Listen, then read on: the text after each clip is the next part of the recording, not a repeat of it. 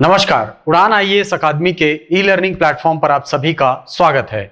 मैं हूं सुधीर वर्मा और इस वीडियो के अंतर्गत हम देखेंगे छत्तीसगढ़ तथा राष्ट्रीय समसामयिकी से जुड़े कुछ ऐसे प्रश्न जो आपके आगामी परीक्षाओं के लिए अत्यंत महत्वपूर्ण हैं।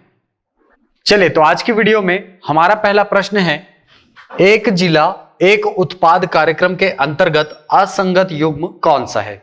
देखिए, पिछले वीडियोस में मैंने आपको बताया था कि छत्तीसगढ़ सरकार जो है वो उद्यानिकी फसलों के उत्पादन के लिए बहुत अधिक प्रयास कर रही है।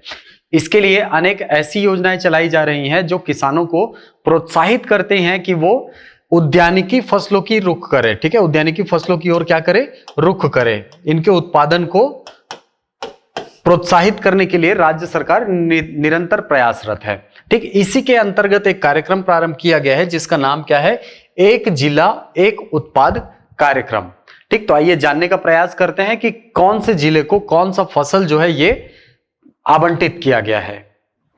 चलिए, तो यहां पर देख पा रहे हैं आप 24 जून 2021 की प्रविष्टि तिथि है। लिखा क्या है?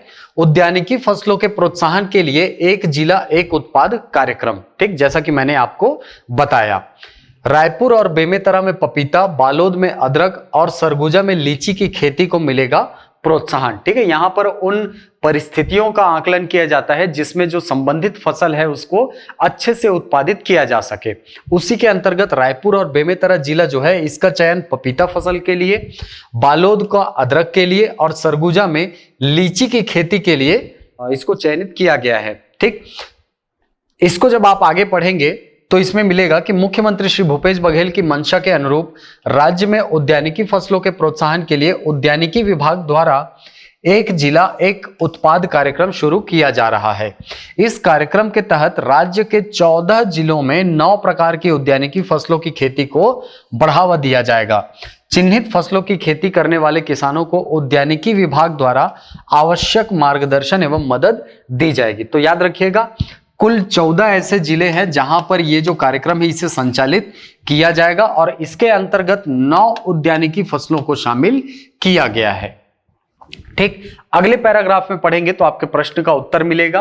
क्या है कि उद्यानिकी विभाग द्वारा एक जिला एक उत्पाद कार्यक्रम के अंतर्गत कौन कौन सी फसलें हैं? देखिए, अदरक, पपीता, आम, सीताफल, चाय, काजू, टमाटर, हल्दी और लीची, ये जो 9 फसलें हैं इनको उत्पादित किया जाएगा। ठीक है, इनको चिन्हित किया गया है और उद्यानिकी संचालक श्री माथेश्वरन वी ने बताया कि बालोद जिले का चयन अदरक की खेती के लिए, जबकि सूरजपुर जिले में हल्दी की खेती को बढ़ावा दिया जाएगा। रायपुर और बेमेतरा जिले के लिए पपीता, दंतेवाड़ा जिले में आम, गौरेला पेंड्रा, मरवाही और कांकेर, ये जो 2 जिले हैं यहां पर सीताफल की खेती। जशपुर में चाय का उत्पादन, आपको पता होगा सारूडीह, ठीक है, चाय बागान जो है यहां पर स्थापित किया जा चुका है सारूडीह में, जशपुर जिले के। ठीक, इसके अलावा कोंडागांव जिले में काजू, कोरिया, मुंगेली, रायगढ़ और दुर्ग, ये 4 जिलों में टमाटर, ये भी आपने नाम सुना होगा, लुड़ेग, ठीक है, टमाटर की राजधानी कहा जाता है इसको। ठीक, इसके अलावा सरगुजा जिले में लीची की खेती को प्रोत्साहन दिया जाएगा। ठीक, तो ये जो जिले के नाम हैं, ठीक, ये आपको पता होने चाहिए और कौन सी फसल जो है वहां पर चिन्हित किया गया है एक जिला एक उत्पाद कार्यक्रम के अंतर्गत। चलिए, तो आते हैं प्रश्न में। चलिए, यहां पर देख पा रहे हैं आप, बालोद जिला अदरक के लिए बिल्कुल सही सुमेलित है, हमने देखा जस्ट, है ना। सूरजपुर जिला हल्दी, ठीक है। रायपुर जिला, ठीक है, रायपुर के साथ बेमेतरा जिला भी है, आपको पता होगा, पपीता, और दंतेवाड़ा जिला आम, ये भी सुमेलित है। तो आपके प्रश्न का उत्तर हो जाएगा ऑप्शन नंबर डी, सभी सुमेलित है। आप प्रयास कीजिएगा कि ये जो डेटा आपको पिछले पेज में मैंने आपको बताया, इसको आप एक टेबल के रूप में ऐसा बना लेंगे जिससे कि आपको याद रखने में आसानी होगी। ठीक, चलते हैं अगले प्रश्न की तरफ। अगला प्रश्न है, वन विभाग द्वारा पौधा तुहर द्वार कार्यक्रम के अंतर्गत पौधों का वितरण प्रारंभ किया जाएगा। ठीक है, कब से प्रारंभ किया जाएगा? देखिए, अभी हाल ही में दुर्ग में 1 ट्री 1 होम, ठीक है, 1 होम 1 ट्री अभियान जो चलाया गया है, 1 होम 1 ट्री, ठीक है, इसके अंतर्गत हर घर में एक पौधा या एक पेड़ लगाने की मुहिम चालू की गई है। दुर्ग जिले में यह संचालित किया जा रहा है। ठीक है। राज्य स्तर की बात करें तो राज्य स्तर में पौधा तुहर द्वार के नाम से एक कार्यक्रम जो है संचालित किया जा रहा है, जिसके अंतर्गत वृक्षारोपण को प्रोत्साहित किया जाएगा। ठीक है, और इसी के अंतर्गत शासन के द्वारा पौधों का वितरण किया जा रहा है। कब से किया जाएगा जानने का प्रयास करते हैं। तो यहां पर आप देख पा रहे हैं प्रविष्टि तिथि है 24 जून 2021 की। पौधा तुहर द्वार वन विभाग द्वारा 25 जून से पौधों का वितरण शुरू।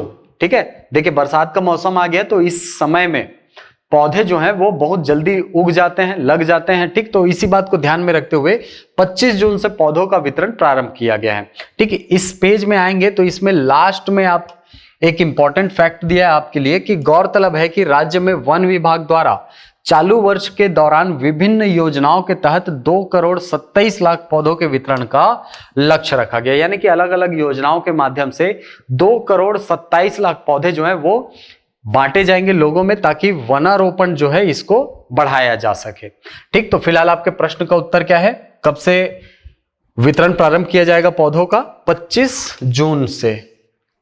ठीक, चलते हैं अगले प्रश्न की तरफ। चलिए अगला प्रश्न है, चालू खरीफ सीजन में कितने पोषण बाड़ियां विकसित करने का लक्ष्य रखा गया है? देखिए पोषण बाड़ियां क्या होती है? पोषण बाड़ियां गांवों के अंतर्गत निर्मित की गई ऐसी बाड़ियां होती है जहां पर पोषण से संबंधित पौधे लगाए जाते हैं, जैसे कि मुनगा हो गया। ठीक है, हमारे छत्तीसगढ़ में कुपोषण की समस्या बहुत अधिक है, तो इस पोषण की समस्या से निपटने के लिए आंगनबाड़ी स्तर से ही प्रयास जो है प्रारंभ किया जाता है। इसके अंतर्गत पोषण बाड़ी भी एक प्रयास मान सकते हैं। ठीक, जिसके अंतर्गत मुनगा हो गया, करेला हो गया। ठीक है, बहुत अलग अलग प्रकार की भाजियां हो गई। ठीक है, ये सब क्या है? ये सब पौष्टिक तत्वों से भरी हुई सब्जियां हैं। तो इन सब्जियों के उत्पादन के लिए पोषण बाड़ियों का निर्माण जो है वो किया जाता है। तो आगामी जो खरीफ सीजन है, ठीक है, इसके अंतर्गत कितनी पोषण बाड़ियों के निर्माण का लक्ष्य रखा गया है, ये आपको प्रश्न में पूछ रहा है। ऑप्शन है 1 लाख, 1.5 लाख, 2 लाख या 2.5 लाख। तो आइए जानते हैं इसके बारे में। चलिए यहां पर आप देख पा रहे हैं 24 जून 2021 की प्रविष्टि तिथि है। लिखा क्या है? चालू खरीफ सीजन में 1 लाख पोषण बाड़ियां होंगी विकसित। देखिए जो मेंस का पेपर दे रहे हैं उनके लिए बहुत इंपॉर्टेंट टॉपिक है, क्योंकि हो सकता है आपको निबंध वाले सेक्शन में, ठीक है, निबंध जो है आपका पेपर क्रमांक 2, ठीक है, प्रश्न पत्र क्रमांक 2 में आपका निबंध आता है। निबंध में मान लो अगर आ गया आपका पोषण से जुड़े हुआ कोई टॉपिक, ठीक है, कुपोषण की समस्या हमारे छत्तीसगढ़ में बहुत अधिक है। ठीक, इसको काउंटर करने के लिए अभी हाल फिलहाल में बहुत सारी योजनाएं भी चलाई गई हैं। इस स्थिति में ये जब निबंध में आपका जो पोषण से रिलेटेड अगर टॉपिक आ गया तो उस स्थिति में इस पेज में दिए गए बहुत सारे फैक्ट हैं जो कि आपके एग्जाम के लिए इंपॉर्टेंट हो सकते हैं। ठीक, चलिए अगला प्रश्न है, इनमें से किन क्षेत्रों को टाइगर रिजर्व घोषित करने के प्रस्ताव का अनुमोदन किया गया है? पिछली वीडियोस में मैंने बताया था कि छत्तीसगढ़ का एक वन्यजीव अभयारण्य और एक नेशनल पार्क, इन दोनों को शामिल किया जा रहा है किसके अंतर्गत? टाइगर रिजर्व के अंतर्गत। ठीक है, इसके प्रस्ताव को अनुमोदित कर दिया गया है। आपको इस प्रश्न में जो ऑप्शन दिए हैं इसमें से आपको सेलेक्ट करना है कि कौन से वो 2 क्षेत्र हैं जिनका चयन किया गया है टाइगर रिजर्व के लिए। ठीक, तो चलिए इस क्वेश्चन को आप कमेंट बॉक्स में बताइए, हमको आंसर दीजिए इसका कि कौन से क्षेत्र है जिनका चयन किया गया है टाइगर रिजर्व बनाने के लिए। ठीक, चलते हैं अगले प्रश्न की तरफ। चलिए अगला प्रश्न है, परंपरागत वैद्यों के प्रोत्साहन के लिए राजधानी रायपुर के किस स्थान पर जल्द ही वैद्य अस्पताल संचालित किया जाएगा? ठीक, इस क्वेश्चन को भी मैं पिछले वीडियोस में करा चुका हूं। आप कमेंट बॉक्स में इसका भी उत्तर दीजिए कि कहां पर, रायपुर में तो बनाया जाएगा लेकिन रायपुर के किस स्थान पर इसे स्थापित किया जाएगा वैद्य अस्पताल को। ठीक, इसका उद्देश्य क्या होगा? जो परंपरागत स्वास्थ्य परंपरा है हमारी, ठीक है, यह चिकित्सा सुविधा है, उससे लोगों को अवगत कराना, लोगों में जागरूकता लाना, और इस पर जो लोग आधारित हैं जैसे कि बैगा जनजाति के लोग, ठीक है, बैगा जनजाति हमारे यहाँ मेडिसिन मैन ऑफ छत्तीसगढ़ कहा जाता है इनको। इस जनजाति के लोगों को प्रोत्साहन देना और इनको रोजगार के अवसर उपलब्ध कराना। ठीक, चलिए तो आप कमेंट बॉक्स में बताइए इसके बारे में हमको कि ये कहां पर स्थापित किया जाएगा। चलिए तो आज की वीडियो में हमने छत्तीसगढ़ समसामयिकी के केवल 5 प्रश्न रखे हैं। क्योंकि बहुत ज्यादा ऐसे न्यूज नहीं आए हैं जो आपके एग्जाम के लिए महत्वपूर्ण हो। तो अब हमारे अगले सेगमेंट में आते हैं जो है राष्ट्रीय समसामयिकी का सेक्शन। राष्ट्रीय समसामयिकी में हमारा पहला प्रश्न है, हाल ही में पारिवारिक वानिकी हेतु संयुक्त राष्ट्र का प्रतिष्ठित लैंड फॉर लाइफ पुरस्कार किसे प्रदान किया गया है? ठीक, ऑप्शन आपके पास ज्ञानी, गीता बालमुकुंद, विकास नायक या घनश्याम चतुर्वेदी। तो आइए जानने का प्रयास करते हैं कि हाल ही में किसे संयुक्त राष्ट्र के लैंड फॉर लाइफ पुरस्कार से सम्मानित किया गया है। चलिए यहां पर आप देख पा रहे हैं क्या लिखा है, हाल ही में राजस्थान के एक जलवायु कार्यकर्ता श्याम सुंदर ज्ञानी को अपनी पर्यावरण संरक्षण अवधारणा, ठीक है, नाम क्या है इनकी अवधारणा का, पारिवारिक वानिकी हेतु संयुक्त राष्ट्र का प्रतिष्ठित लैंड फॉर लाइफ पुरस्कार दिया गया है। ठीक, ये है हमारे श्याम सुंदर ज्ञानी जी, इन्हीं को दिया गया है ये अवार्ड। ठीक है, ये बेसिकली राजस्थान बेस्ड एक एनवायरमेंट एक्टिविस्ट है। ठीक, ये है इस अवार्ड का प्रमाण पत्र जिसके अंतर्गत इनको, है ना, कौन सा अवार्ड दिया गया, लैंड फॉर लाइफ अवार्ड। ठीक, तो यहां से आपके प्रश्न का उत्तर क्या हो जाएगा, ऑप्शन नंबर ए। ठीक, चलते हैं अगले प्रश्न की तरफ। चलिए अगला प्रश्न है, हाल ही में किस राज्य की स्वास्थ्य सेवाओं में सुधार करने के लिए भारत सरकार ने विश्व बैंक के साथ 3.2 करोड़ डॉलर के ऋण के समझौते पर हस्ताक्षर किया है? ठीक है, यानी वो कौन सा राज्य है जिसके स्वास्थ्य सुविधाओं में बढ़ोतरी करने के लिए, स्वास्थ्य सुविधाएं उपलब्ध कराने के लिए विश्व बैंक से लोन लेना जो है वो स्वीकार किया है हमारे भारत सरकार ने। ठीक है, विश्व बैंक से लिया जाएगा 3.2 करोड़ रुपए। तो आइए जानने का प्रयास करते हैं। तो यहां पर देख पा रहे 24 जून 2021 की प्रविष्टि तिथि है। लिखा क्या है, मिजोरम में स्वास्थ्य सेवाओं में सुधार के लिए भारत सरकार ने विश्व बैंक के साथ 3.2 करोड़ डॉलर के ऋण समझौते पर हस्ताक्षर किए। ठीक, चलिए तो यहां से आपके प्रश्न का उत्तर क्या हो जाएगा, ऑप्शन नंबर ए। ठीक, इस ऋण के माध्यम से अधोसंरचनात्मक विकास किए जाएंगे, स्वास्थ्य सुविधाओं में बढ़ोतरी की जाएगी, स्वास्थ्य सुविधाओं को बढ़ाया जाएगा। ठीक, चलते हैं अगले प्रश्न की तरफ। चलिए अगला प्रश्न है, हाल ही में राष्ट्रीय बाघ संरक्षण प्राधिकरण NTCA की तकनीकी समिति ने राजस्थान के रामगढ़ विषधारी वन्यजीव अभयारण्य को बाघ अभयारण्य बनाने की मंजूरी दी है, जिसके पश्चात भारत में टाइगर रिजर्वों की संख्या कितनी हो जाएगी? ठीक, ऑप्शन है आपके पास 51 हो जाएगी, 52 हो जाएगी, 53 हो जाएगी या 54 पहुंच जाएगी टाइगर अभयारण्य की संख्या। तो आइए जानने का प्रयास करते हैं। चलिए यहां पर आप देख पा रहे हैं राजस्थान का चौथा बाघ अभयारण्य, ये राजस्थान के संबंध में बात कर रहा है। ठीक, हाल ही में राष्ट्रीय बाघ संरक्षण प्राधिकरण की तकनीकी समिति ने राजस्थान के रामगढ़ विषधारी वन्यजीव अभयारण्य को बाघ अभयारण्य बनाने की मंजूरी दी है। इसके साथ ही रामगढ़ विषधारी वन्यजीव अभयारण्य राजस्थान का चौथा टाइगर रिजर्व बन जाएगा। ठीक है, राजस्थान का चौथा हो जाएगा और भारत का 52वां टाइगर रिजर्व होगा। ये कौन सा, रामगढ़ विषधारी वन्यजीव अभयारण्य।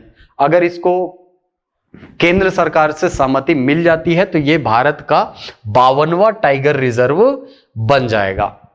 ठीक, प्रत्येक वर्ष 29 जुलाई को वैश्विक बाघ दिवस मनाया जाता है, जो कि बाघ संरक्षण के बारे में जागरूकता बढ़ाने के लिए चिन्हित एक वार्षिक कार्यक्रम है। तो यहां से भी आप एक फैक्ट मिल गया कि वैश्विक बाघ दिवस, ठीक है, ग्लोबल टाइगर्स डे कब मनाते हैं, 29 जुलाई को मनाते हैं। ठीक, चलिए तो यहां से आपके प्रश्न का उत्तर क्या हो जाएगा, रामगढ़ विषधारी वन्यजीव अभयारण्य अगर टाइगर रिजर्व बनता है तो कितनी हो जाएगी संख्या इनकी, 52 हो जाएगी। ठीक, चलिए अगला प्रश्न है, हाल ही में हवाई अड्डे की गुणवत्तापूर्ण सेवाओं के लिए एयरपोर्ट काउंसिल इंटरनेशनल ACI का रोल ऑफ एक्सीलेंस सम्मान किसने जीता है? ऑप्शन है आपके पास, Chennai international airport limited, Mumbai international airport limited, Cochin international airport limited या नई दिल्ली इंटरनेशनल एयरपोर्ट लिमिटेड। तो आइए जानने का प्रयास करते हैं। चलिए यहां पर आप देख पा रहे हैं रोल ऑफ एक्सीलेंस सम्मान। ठीक, कोचीन इंटरनेशनल एयरपोर्ट लिमिटेड ने हाल ही में हवाई अड्डे की गुणवत्तापूर्ण सेवाओं के लिए एयरपोर्ट काउंसिल इंटरनेशनल का रोल ऑफ एक्सीलेंस सम्मान जीता है।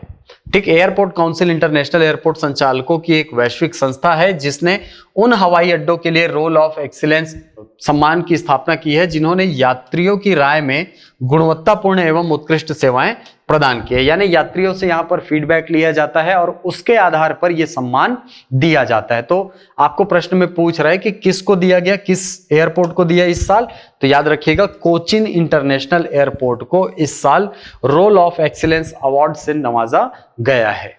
चलते हैं अगले प्रश्न की तरफ। चलिए अगला प्रश्न है, हाल ही में आईसीसी टेस्ट वर्ल्ड चैंपियनशिप में प्लेयर ऑफ द मैच कौन बने? ठीक, ऑप्शन आपके पास Tom Latham, Devon Conway, Kane Williamson या काइल जेमिसन। ठीक, अभी हाल फिलहाल में आपने मैच देखा होगा, ठीक है, जिसके अंतर्गत वर्ल्ड टेस्ट चैंपियनशिप चल रहा था, भारत और न्यूजीलैंड के बीच मैच हुआ था। ठीक, न्यूजीलैंड उस मैच में जीता है और इसी के साथ ही वर्ल्ड टेस्ट चैंपियनशिप भी उसके पास आ गई है। आपको प्रश्न में पूछ रहा है कि हाल ही में ये जो मैच हुआ था टेस्ट वर्ल्ड चैंपियनशिप, ठीक है, इसमें प्लेयर ऑफ द मैच किसको मिला है अवार्ड? ठीक, तो आइए जानते हैं इसके बारे में। यहां पर आप देख पा रहे हैं आईसीसी की ऑफिशियल वेबसाइट से लिया गया है, ये है ना। यहां पर देखिए आईसीसी का जो ट्वीट है, ठीक, इसमें आपको Kane Williamson and his champion side, यानी कि ये न्यूजीलैंड की टीम है जिसने ये प्रतियोगिता जीती है। ठीक, यही बाजू में आपको इमेज में दिख रहा होगा कौन, काइल जेमिसन, ठीक है, जिसको न्यूजीलैंड के है ये, है ना, और प्लेयर ऑफ द मैच का अवार्ड इनको मिला है। ठीक, तो यहां से आपके प्रश्न का उत्तर क्या हो जाएगा? Option number D, Kyle Jameson. तो ये थे आज की समसामयिक श्रृंखला के अंतर्गत छत्तीसगढ़ तथा राष्ट्रीय समसामयिकी के कुछ महत्वपूर्ण प्रश्न। आशा करता हूं ये वीडियो आपको पसंद आया होगा। मिलते हैं अगली कक्षा में कुछ नए प्रश्नों के साथ, कुछ नई जानकारियों के साथ। तब तक के लिए धन्यवाद।